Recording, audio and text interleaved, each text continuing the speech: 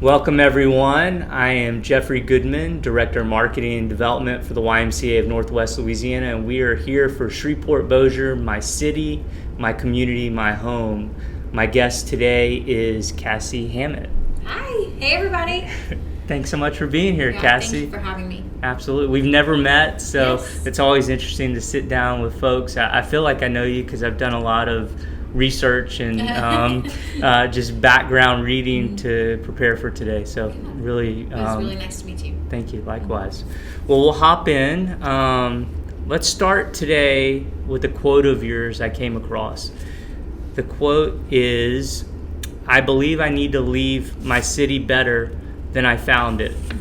Community is essential for a whole, full life." We'll get more into the details of your work as we talk today, but your career is dedicated to making our city better. Where do you think this sense of obligation to your city came from? I find it rare for people to possess such a feeling of duty and responsibility to serve our city. Yeah, so I was born and raised here in Shreveport, so that's part of my answer is that I'm invested here. My whole life has been lived here. I mean, I've lived other places on and off, but so I think a part of me is just, it's in my DNA, this city is.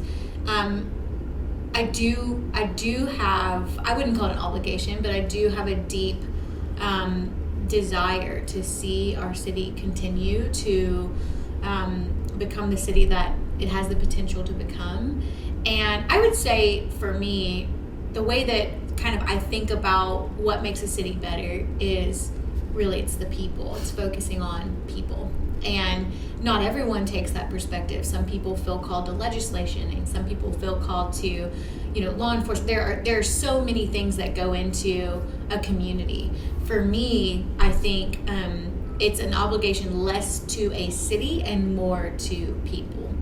And I just believe that everyone in our city and everyone in the world, but specifically our city, was created in the image of God, and we're all equal in that sense, and that the work of the hub is to sort of bridge the gap between the materially poor and those in our city who are blessed enough to have their material things. And so I think what keeps me in a city that at times feels like it's going in the wrong direction is that people's lives are changing. And I get to see that, right? Like, I think that what keeps you invested in a city is being on the front lines of seeing the city actually change. And I think that right now specifically, I think there's a lot of people who don't believe that Shreveport is a good city or Shreveport is worthy of investing in.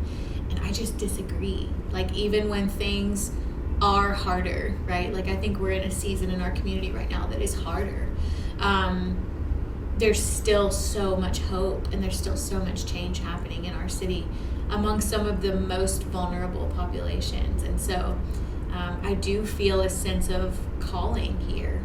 I've had opportunities to live somewhere else, and we actually do live half time in another city. But it's never been a negotiable thing for us to live full-time somewhere else. We feel, even as a family, very called here. And I think that's different than just like, oh yeah, we just live here. I think it's different when you feel called. You live with intentionality. You don't run away from the hard things. You don't run away from, hard conversations. And I think all of that goes into, over time, a city changing is if people will just dig their heels in and invest no matter what. And when you say, I just want to talk about a couple of things you mentioned there. So when you say some people may feel like the city's going in the wrong direction, what makes you say that? And also, my second question, just while it's still fresh in my mind, is, what you said some people feel like maybe the city isn't worth investing in.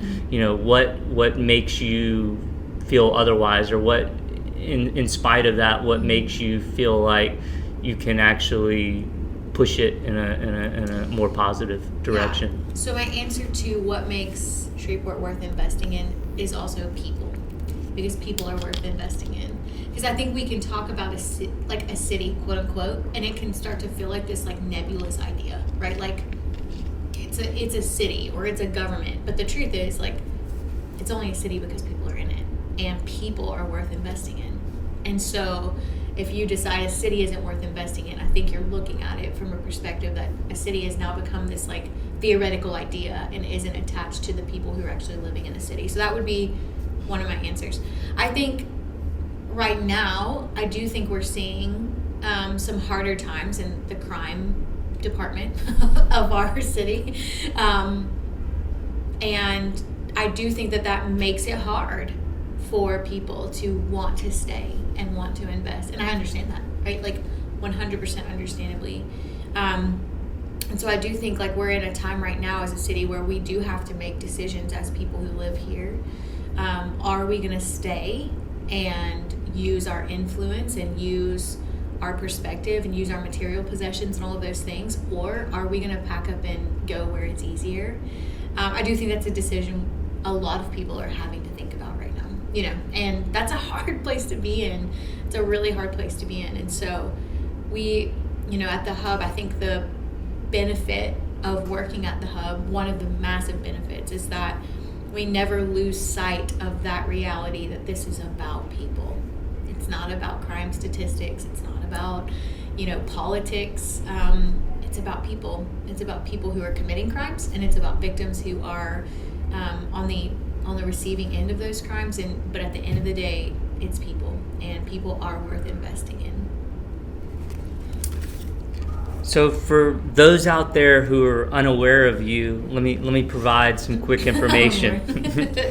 and if any of this is incorrect, feel free to clarify. So in 2007, at the age of 22, you founded the Hub Urban Ministries in Shreveport after getting to know homeless people in Shreveport. Mm-hmm. 15 years later, the Hub serves the poor and those in homelessness through the Lovewell Center, and helps women and children trapped in the sex industry and victims of human trafficking through purchase, not for sale. Let's start by talking about your work with the Lovewell Center. Talk to me about this quote of yours below and how it informs your approach at Lovewell. The quote is, "People should be pulled in and given a seat at the table. When I meet someone in homelessness or poverty, my end goal is to eventually be able to look at them as a friend." Yeah. So the Hub's kind of mission statement is the Hub is on a mission to give everyone in our city access to a restored life. And that word everyone kind of is where that sort of heart comes from. We have two ministries, like you referenced. We have the Lovewell and Purchased. And those two lanes are how we sort of flesh out that mission statement of giving everyone in our city access to a restored life. And at the Lovewell Center, we serve those in homelessness and poverty. And we're open all week long. And we use a very unique model of working with that population. There's three things that make it unique. One is it's a membership-based place. It's a membership-based facility. And when people come in, they have the opportunity to become a member. And a lot of times people are like, oh, what's the big deal with that? Well, we take membership somewhere for granted, right? Like it's just something that is a part of how we live life, right? Like we're a member maybe at the Y here, or we're a member at Sam's Club, or wherever we may find our membership. And we take for granted what it would feel like if you've never been a member of anything. And membership brings a sense of belonging, right? Like when you walk in somewhere that you're a member of, not only are you allowed to be there, but you're expected to be there. And so for us, right away, the model of the Lovewell being a membership-based ministry is that it speaks to that idea of not only to a population of people that often don't feel not just allowed to be somewhere, but don't feel like they belong anywhere. It's our first way when we first meet someone of saying, hey, not only can you be in here and we're not just allowing it, like we expect you to be here because you belong here, you're a member here. And so that's the first thing that I think is very unique about the way that we serve that specific population. The second thing is that we use the idea of earning and empowerment in the way that we're serving that population. So inside of the Lovewell, we have 3 stores, I guess you could call them. We have the Eat Well food pantry, the Smell Well laundromat, and the Dress Well clothing store. And in those stores are everything that people in material poverty truly do need access to. But kind of the friction of our model is that none of that is free. And so members get the opportunity to earn by attending classes, counseling, projects around the building. They can turn in their work stubs, and all of that can be exchanged for credits on their membership account, and then they use those credits to shop in our stores. And so the second thing that makes the Lovewell unique, and I think really powerful in people's lives, is it calls out this idea that they can engage in their life. It kind of speaks to this thing deep down in their lives that probably hasn't really been uncovered in a long time, that says, you have abilities, you have gifts and talents, and no matter what your physical circumstances are, you can engage in your life changing. You can engage in the process of providing for yourself. And that is something we also take for granted. We wake up and go to work, and it's just what we do, and we go home and we're glad it's over, and we're proud for the weekend to come, and it's just this thing that these motions that we tend to go through. Well, if you've been in poverty, especially generational poverty, or if you've been in homelessness, you would even for any amount of time, you would start to feel what it feels like to not be expected to do anything. That the expectation and the standard and the bar is set very low. And when that bar is set very low, all of us do this, right? You tend to match where the bar is set. And so at the Lovewell, we just want to raise that bar and say, hey, we believe that you are created in God's image. We also believe that because of that you have purpose, and that there's not just a segment of the population that gets to have a purpose. That's everyone. And so if that's true about you, then we want to come alongside of you and uncover that purpose and figure out, why were you created? What were you created to do? And we also want to show you what it feels like to walk away with your needs being met, but you were a part of meeting them. Because when you're in poverty, that goes out the window very quickly. You go into survival mode. So it's not, what do I want? It's, what do I have to do, right? And so that's the second part of the model that's really powerful. And the third part of the model is just choice. So in our stores, they get to choose how they spend their points and what they do with their credits and all of those things. And that's a big deal because if you've been in poverty and homelessness, your choices are extremely limited. And often you're choosing between two terrible things, maybe, or two things that you really don't want either one, but you don't have a choice. This whole my kids always say, you get what you get, you don't throw a fit. It's a very Southern phrase, but that's kind of what it's like in poverty. It's just whatever someone will give you has to be good enough. And man, what a tragic way to live. And so the element of choice, kind of restoring back that dignity of choice. We go into a grocery store and come out and we don't buy food we don't like. You know what I mean? My kids would probably argue that I actually do buy food they don't like, but both of my kids are adopted internationally, and my youngest was older when we brought her home, and we went into the grocery store for the first time, and she couldn't handle it emotionally, this idea of so many choices. So at the Lovewell, people get to choose for the first time in a long time what they spend their earned resources on. So it's an incredible model. It really it changes people. It really does. And so this idea of friendship, because the way that we view what we do and what we believe to be true is that anyone who comes through the doors of the Lovewell is no different than me, really, at their root. Materially, sure, there's some material differences, and there's a lot of other, there's a lot of things socioeconomically that are different. But when you take that off, that alone, when you take that off, we're really not that different. And so what I know to be true is that friendship is what really changes your life, actual true friendship and community. And for the community at the Lovewell Center, for our members, that is a very new concept, to have friends And so that really is the fuel, I think, of what ends up being sort of pushing the change in their life, is that they come to a place now where they belong, they have a seat at the table. We don't do anything that's us and them. Like, we don't do anything, like if you come and volunteer at the Lovewell, like we don't even call you a volunteer. It's hey, thank you for coming, sit down just like everyone else. You know, we're gonna play games tonight, we're gonna eat a meal together. Everything's sort of geared at not ignoring the socioeconomic differences, because we are addressing those every single day. But having enough opportunity where the playing field is leveled and where members do actually have a voice. We ask their opinion about everything. If we're going to paint, what color do they want it to be? If we're going to offer new classes, what new classes do they want?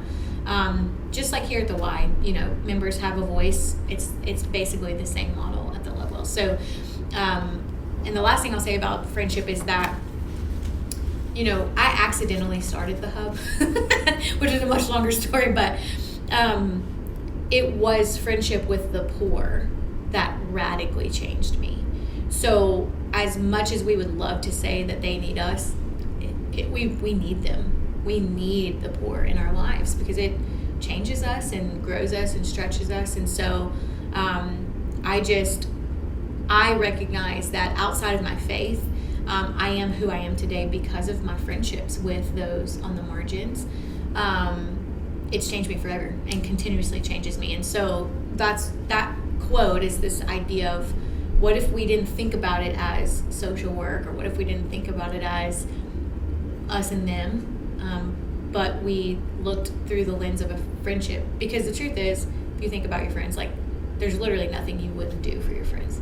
I mean, maybe there's some things, you know, depending on how crazy your friends are. But when you think about people as friends, it changes the game. You know, you stay invested longer, you push through the hard things, you're willing to give more if they really are actually your friend. So that's kind of what that quote was kind of alluding to.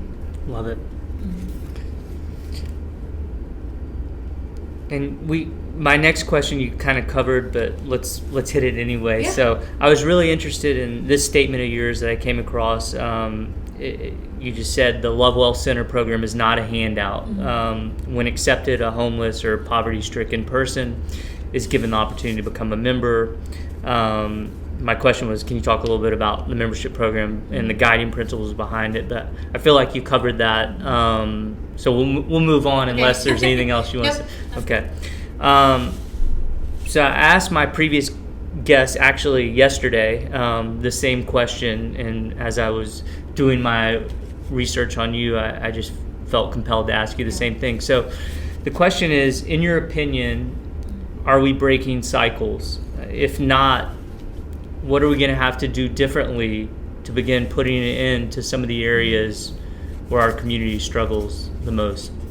Yeah, so from my perspective, my answer is 100% we are breaking cycles. We see that in a lot of different ways fleshed out at the hub. So I'll kind of answer that in related to our two programs, and then I have one probably surprising answer. But at the Lovewell, we are seeing major cycles be broken in people's lives. The cycle of poverty to homelessness, this sort of like back and forth, like I have a house, I don't have a house, I have a job, I don't have a job. We're seeing a lot of change in that area. Other cycles that we see broken through our programs at the Lovewell are addiction. We see that. We see people coming out of addiction and walking in sobriety. We see poverty broken in people's lives. People leave poverty and not need the Lovewell Center anymore, which is incredible when individuals, because this does happen, when they come back to serve or volunteer and just be a part.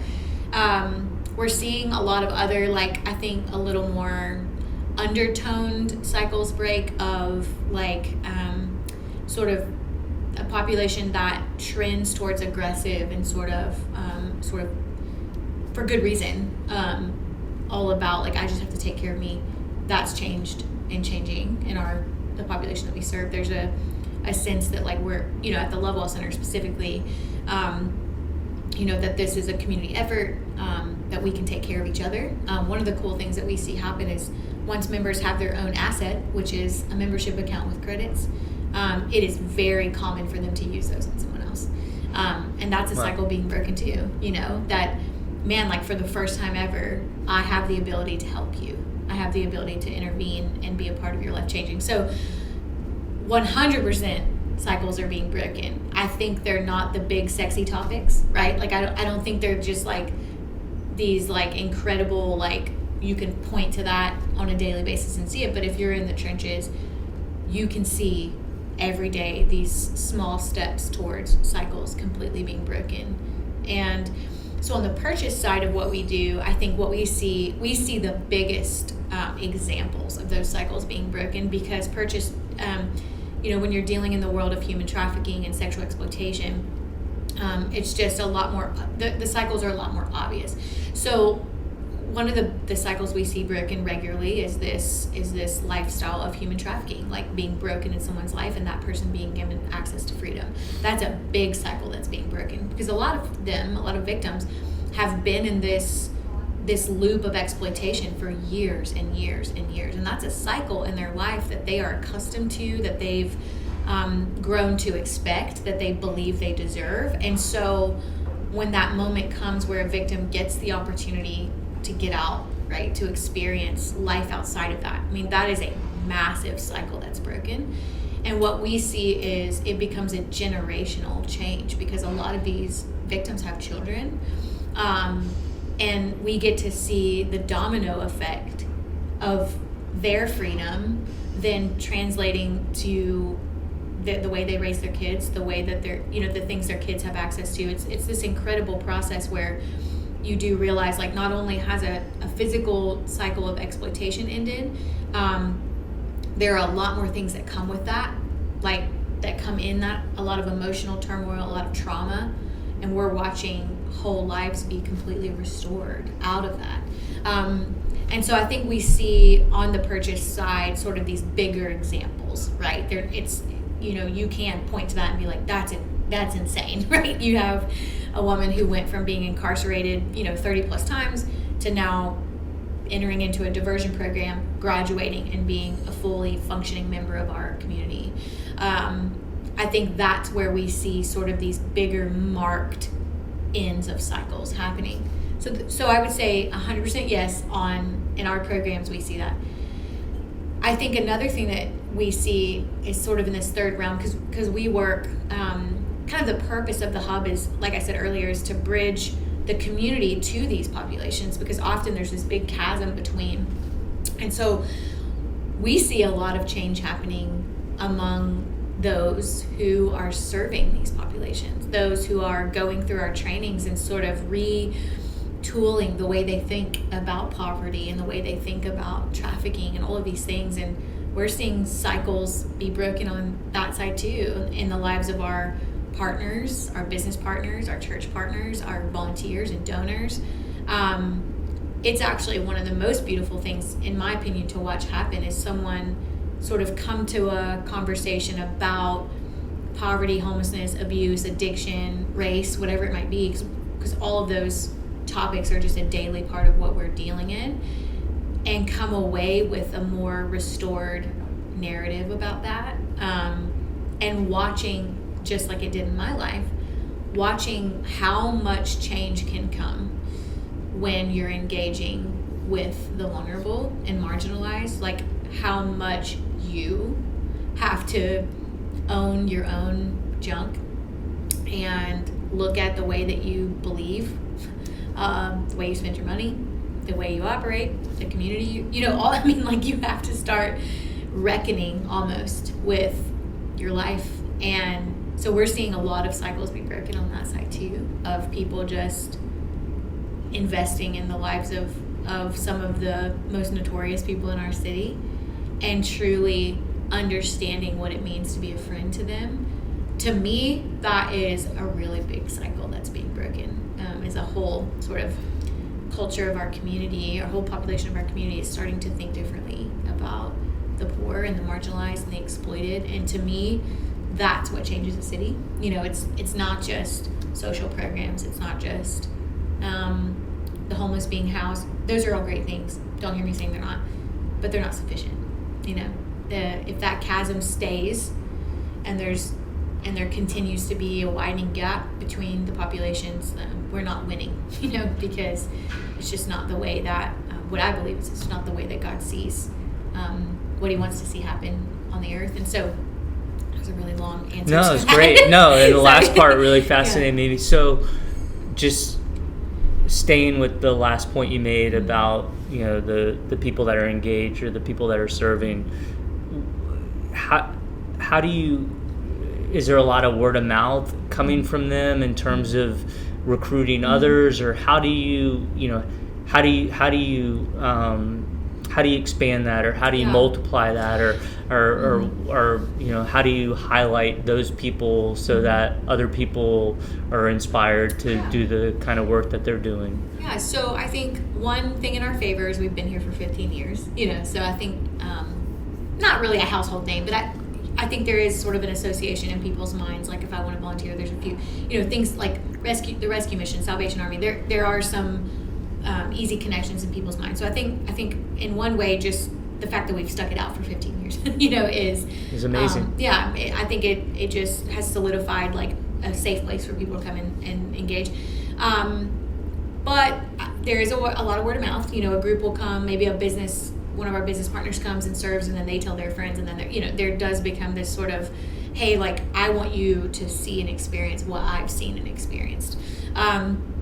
We get a lot of our volunteers and a lot of our engagement through our partnership networks. So we have a church partnership network, and then we have a business partnership network. So through those two, which the Y is one in our business network, but our partners, when they come into sort of an official partnership with us, our language is, when we give them the partnership agreement, it's like, we are part of the deal, you're part of the deal, and it's equal.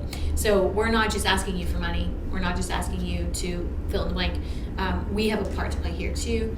And our responsibility to our partners is to get their agency, their group, their church, their business engaged through volunteering, because a lot of those places want volunteer hours and need them.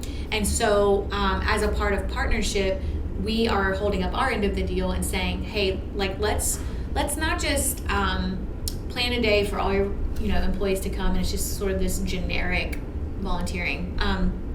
So we kind of approach volunteering different. Everything, I keep saying we do, I guess everything we do is a little off of norm, but for us, when we think about groups who want to volunteer, or even people, like, we want it to be impactful to them. And so we work really hard to place, especially like our groups, business partners, church partners, whatever, in volunteering roles that are more than just like once a year, because we think that's pretty toxic. I think that's a whole nother podcast, but just the drop in and drop out really isn't, we don't do a lot of that. But we work with our groups to say, what do you guys care about in the city? And what keeps you up at night? And what are your gifts? What are your talents? What resources do you have? And then we just look at all that and we say, okay, well, we feel like this part of what we do at the Hub is the best fit for your group. And because we do that, I think we get a lot more buy-in, because we're not just sort of randomly throwing things in their direction, and we pay a lot of attention to the context of the volunteer. So for example, if it's a group of moms, who want to engage, well, we're not going to give them opportunities that don't fit their reality, because that's like the fastest way to lose volunteers is like, and so we think a lot about the context of the group. We think about their understanding and context. We think about their schedules. We think about everything. We take everything into account, and then say, hey, here's 3 things that we feel like would be a really good fit. And I think because of that, we get a lot of buy-in, and I think people feel like they can engage in a way that makes sense to their life. Does that make sense? Like, Absolutely. It's not this foreign object that they're having to like, because honestly, if it doesn't fit in some way, you won't choose it, right? Like, the way that we live our lives is so fast-paced, and we have so much going on. And it's not that we want to make serving the easy choice, because we don't, because it's not the easy choice. but we kind of do want to make it like in some ways, like we want it to be accessible to you. Sure. And so I think having that perspective and being around as long as we have with that perspective, I think it helps as far as it sort of growing this big base of people. And we do 4 trainings a year that anyone can come to. And I think that's a big part of the volunteer culture we have. It's because not everyone goes through those. You don't have to. I mean, for purchase, you do have to. It's mandatory. But when you come to that training, it's just a one-day training. You leave feeling like we've sort of woven you into what we're actually doing and giving you education about the populations we're serving and giving you tools. Like a lot of our training is like, hey, if you're going to engage in these ways, we want to teach you how. Because a big reason why people don't is because they're scared. Sure. You know what I mean? Like, what do I say or how do I respond? So I think because of those trainings, when people who go through that training and then show up to serve for the first time, they feel way more prepared, and they also feel like they're already a part of something and they're not just like a random person who's shown up. If they've been through the training, they understand the role that they're playing is essential as a volunteer. And so I think those trainings help as well. I think it allows people to feel more comfortable sort of entering into what we're doing. And we can use those trainings to also teach a culture and a way of thinking, you know, kind of help people kind of flip-flop their ideas of the populations that we serve. So we see, like we have one Saturday, and we typically have 50 to 60 people coming to those at this point. When we first launched them, it was like hundreds of people, but now I think because we've been doing them for so long, it's just sort of a natural rhythm of people like, oh, I heard about this training, I'm going to come. So we have one this Saturday, and it's one of my favorite things that we do, because you just watch people soak in all of this information and leave conflicted, leave challenged, leave with this idea of like, okay, now what do I do? And we don't just focus on the hub. Our goal is not you come and because you came to this training, you want to serve at the hub. Our goal is you're leaving this training changed. And if that means that you plug in with us, amazing. We'd love to have you. But it's a win for us, period, if you come to the training, because we know that you now are going to have to sort of reckon through all of the things that we've taught. So anyways, all of that to say, I think that creates sort of a foundation of a volunteer base that feels invested. Love it. All right, so let's hop into the other part of your ministry, which we've mentioned, but we hadn't really delved into that much. So in 2011, the Hub branched out into additional ministry by forming Purchase Not for Sale to tackle the issue of human trafficking in our community. Talk to me about some of the programs of Purchased and the different types of human trafficking that exist in our community. Yeah, so Purchased serves primarily 2 populations. The first one is adult women who are actively in the sex industry currently, adult women who are wanting out of that industry, and then adult victims of trafficking. So that's sort of one segment. And then the other population that we serve are high-risk children and identified child victims of trafficking. So we have a juvenile and adult population that we're serving. On the adult side, we have a residential program. It's a 9 to 12 month program. It's called Recovered. And they live in our homes, these really beautiful homes outside of, in the country, outside of city limits.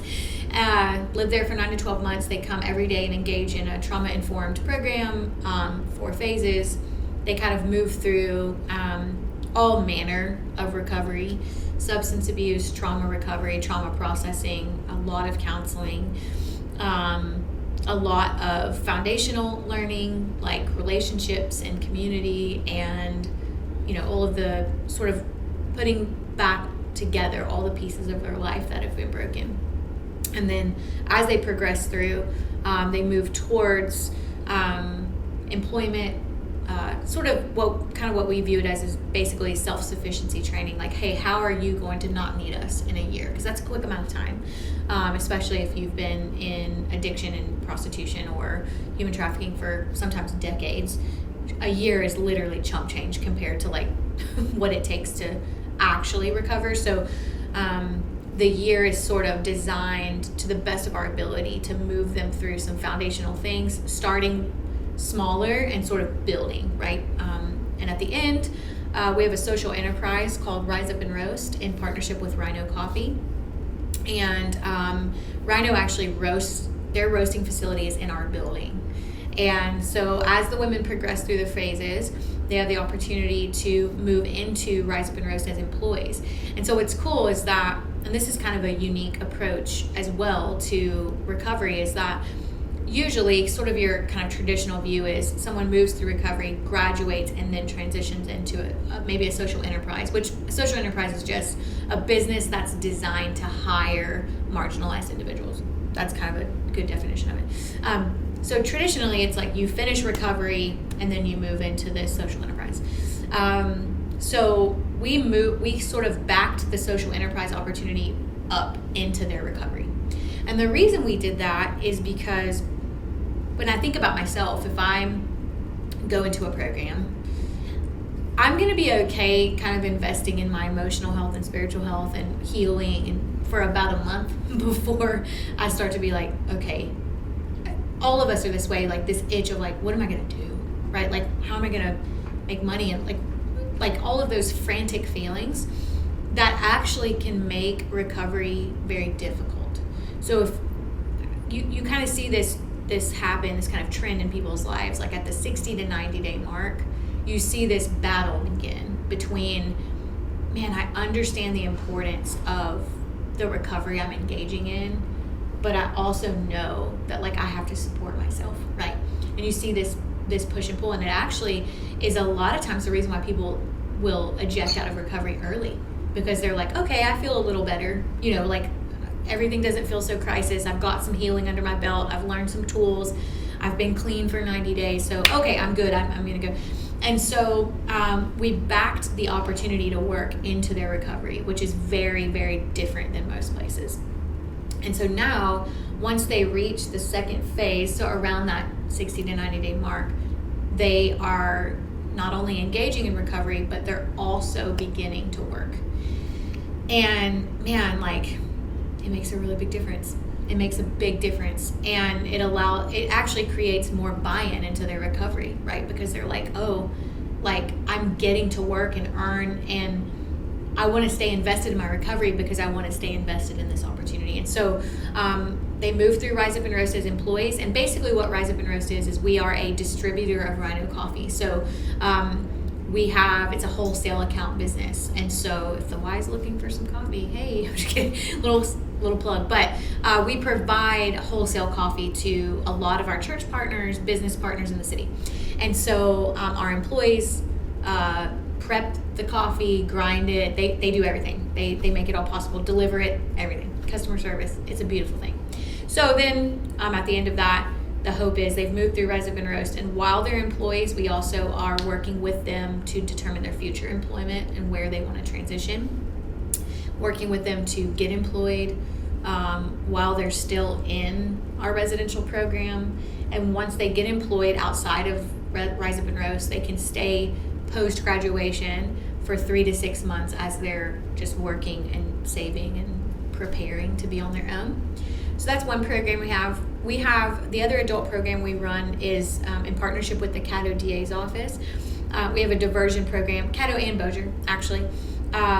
We have a diversion program in both parishes for women facing prostitution charges. They can choose to be diverted into our program in place of jail time.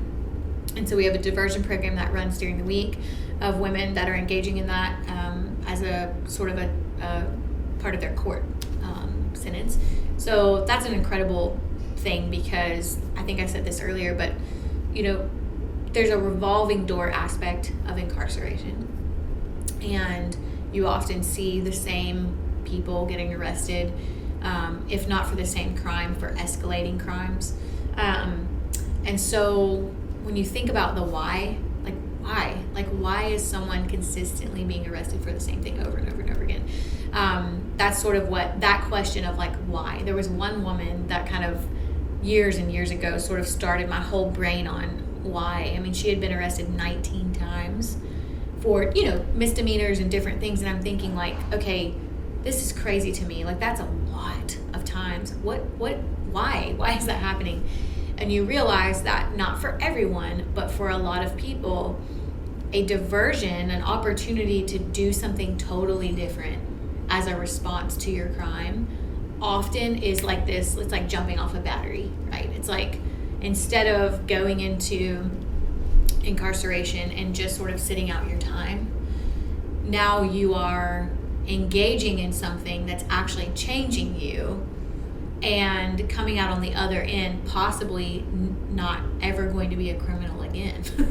So we went to the DA's office, this was probably 10 years ago or 9 years ago, and just were like, hey, can we just try this? Like, there's obviously an issue, especially in the realm of prostitution here.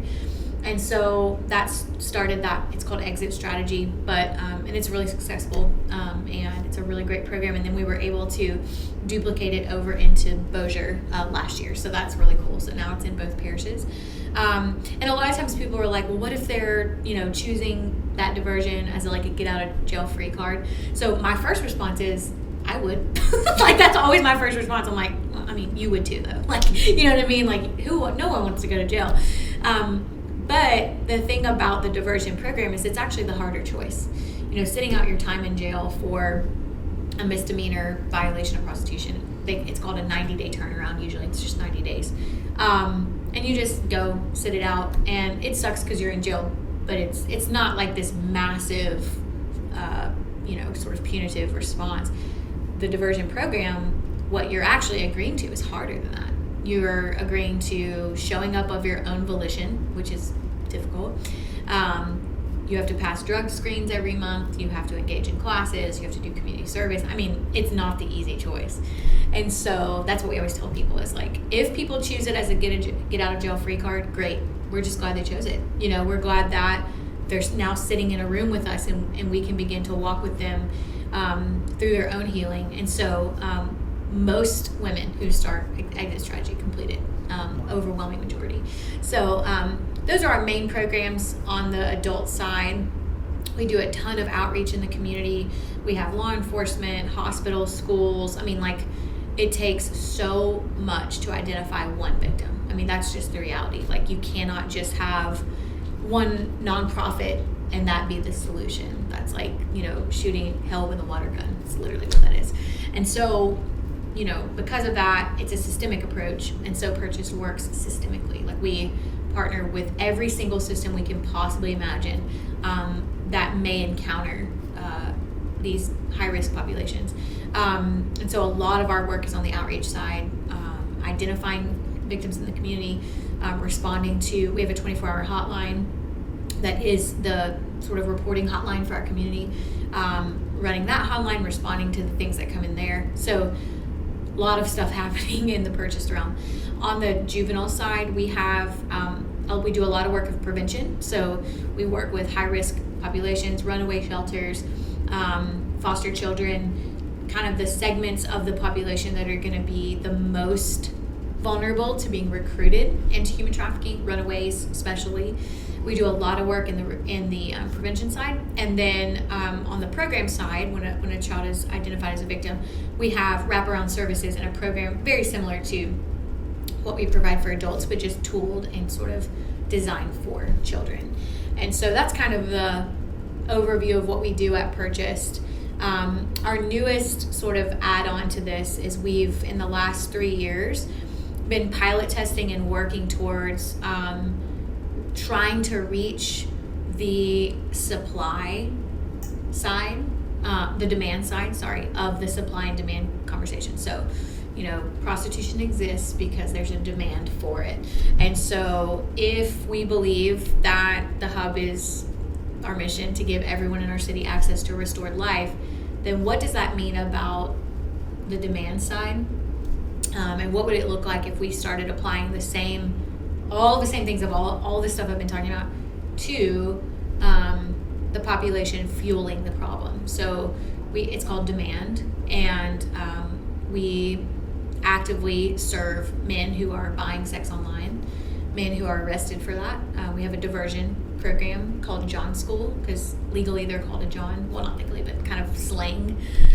Someone who bi-sex is called a John. So we have John School that's designed to sort of like the prostitution diversion. It's just designed to give education about the crime they've actually committed, how it's tied to human trafficking and all of these things. So through that, we are seeing a lot of cycles being broken, back to that question, of men who have just gone to the internet to buy a woman online, because that's typically where that's happening. Engaging with our volunteers, that's one of the things we do. It's a little bit of it's kind of the most out of the box thing that we do at the Hub, but we have a group of trained men who fake ads are posted online, and when men call those fake ads, our volunteers are answering. So it's a little bit of a shocking. It's called disruption, but through those conversations, our trained volunteers are trained to know how to ask things that kind of stop the buyer and make them have to think, like, why did you go to this website, or why did you click on that link? So it's pretty it's again out of the box. It's one of the things that we do at the Hub that people are like, I don't know about that. But we're seeing change happen, and we're seeing men come away from John School and come away from those conversations with a different perspective of that crime. And so that's really hard work. That part of what we do is very difficult, because that's obviously, for obvious reasons, a very difficult population to serve. But anyways, that's sort of I feel like that was a lot of information, but that's the nutshell of Purchased and what we're doing there. It's wonderful. All right, so I'm down to my last question with you. We may continue to speak past that, but my question is, models of the Hub have expanded or are being expanded into other cities like Las Vegas, where I believe you spend a portion of your time, Fort Worth, Ruston, and Lafayette. Compare and contrast how the communities in these cities engage with you and your work versus how our community engages with you here. Or in other words, what is different about the level of community engagement in these other cities? What is the same? Yeah. So we do have a thing that we do at the Hub called Namesake. And the Namesake Network is essentially cities across the country that are using the models of the Hub to essentially serve the same populations in their city. And so we've been doing that for like the past, 5 years or so. And this year we're working on Denver and LA. So that's really exciting. But I think what's different is that, and we always have to remind our namesake partners of this, is that we always say, remember, we've been here for 15 years. You know what I mean? So I think what's currently different at all of those locations is they're all, our Fort Worth location is 10 years old, but everyone else is under the 5-year mark.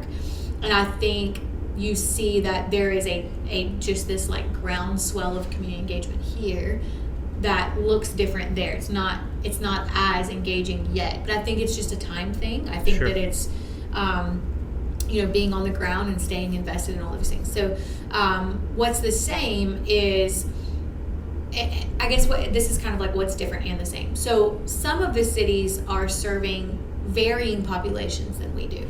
So like, for example, in Denver, that team is taking the model of the Lovewell Center to serve the refugee population solely. And so Denver has this like massive refugee population and a lot of resettlement efforts that are going on, especially right now. And so they're sort of retooling the Lovewell model to serve a refugee population. So that's very different, but what's really incredible is it's working. And so that's what's the same, is that we've learned that there are our model works no matter where it's contextualized. So that's really cool, because then you go, man, like there's no limit to this, this whole idea of reproducing our model. It doesn't even have to be the same exact population.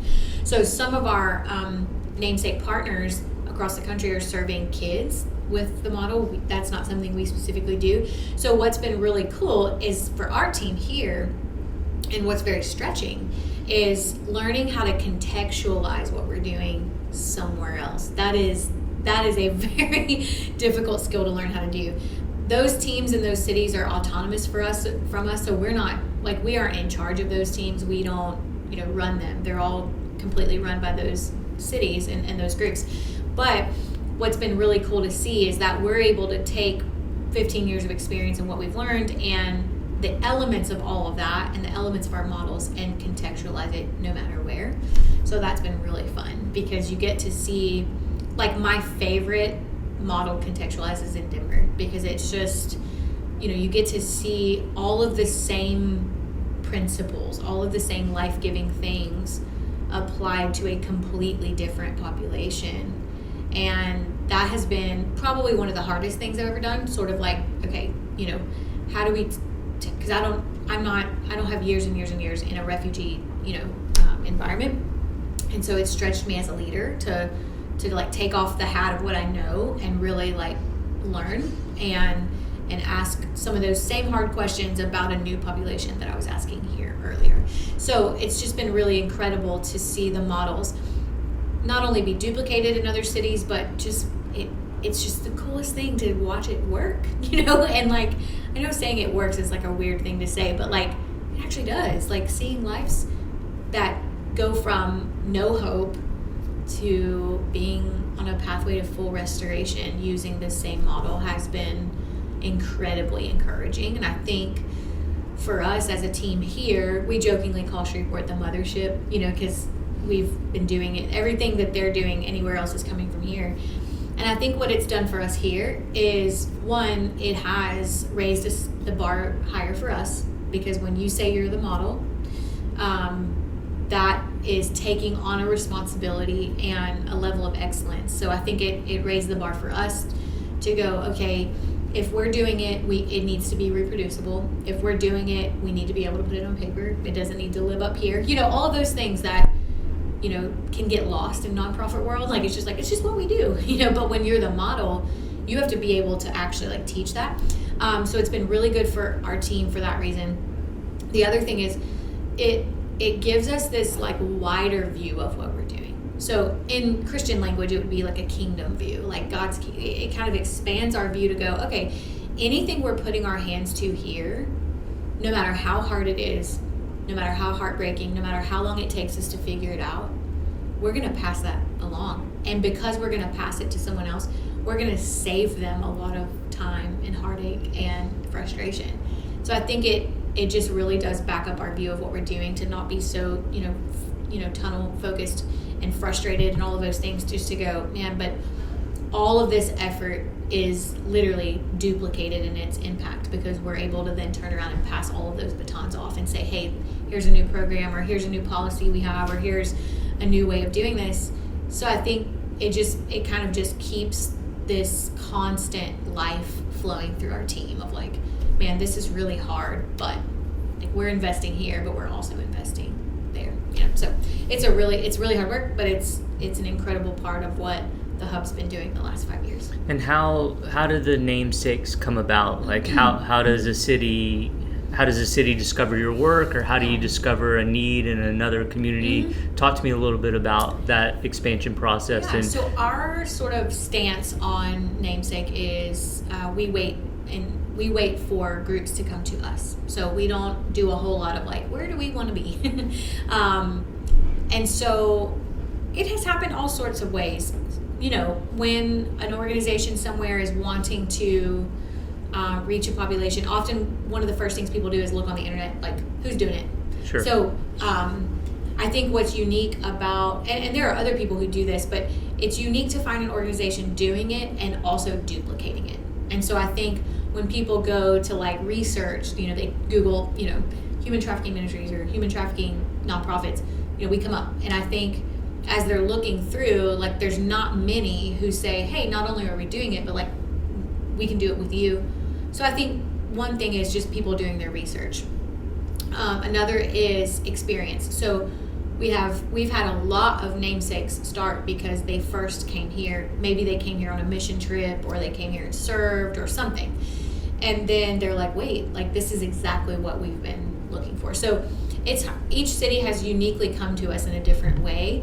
But we don't like go out and try to like find it. We really believe that like the people who are supposed to be in Namesake will come, like we will know, we don't want to just collect a bunch of groups because it is a lot of work, first of all, but we're not just duplicating a model, we're duplicating a culture, a way of thinking, and so we're really picky, about like who we're going to do that with, because it's a big deal and they have our name, so that's kind of a big deal too. So we just believe that the groups that need us, that the Lord will lead them to us, and that has happened. I mean, it has happened for every single one. Their stories it's just cool to hear how they land on our doorstep, so it's a pretty incredible process.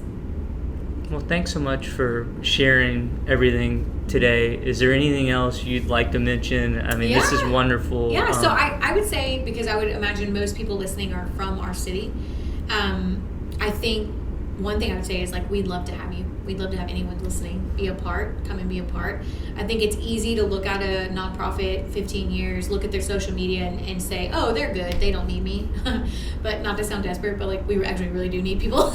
And so we just always try to remind people that, don't assume that an organization doesn't need your influence or need your volunteer hours.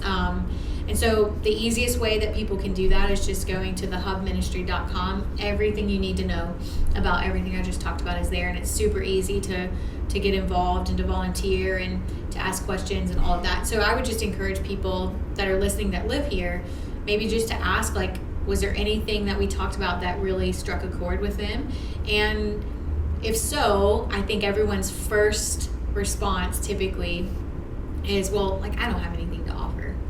And I mean, I was only 21 when I started the Hub. I had literally nothing to offer. You know what I mean? Like, no money, no experience, no wisdom, no nothing. And I was the exact right person. And I believe that about anyone who feels called to these populations or called to come and give their time, is that what you have is valuable. What's already in your hands, your job, your career, your resources, your skills, talents, abilities, time, money, all of it. You already have so much in your hands that people need. And so I would just encourage people to really take that first step and come in and be a part. So they can just go to thehubministry.com and it's all there. Wonderful. Yeah. Well, thanks, Cassie, thank for you for everything. having me. Absolutely. Thanks for making the time. Yes. It's extraordinary what you're doing out Thank there. you. And I'm so glad to know more and to meet you. Yeah. Thanks so much. Thank you.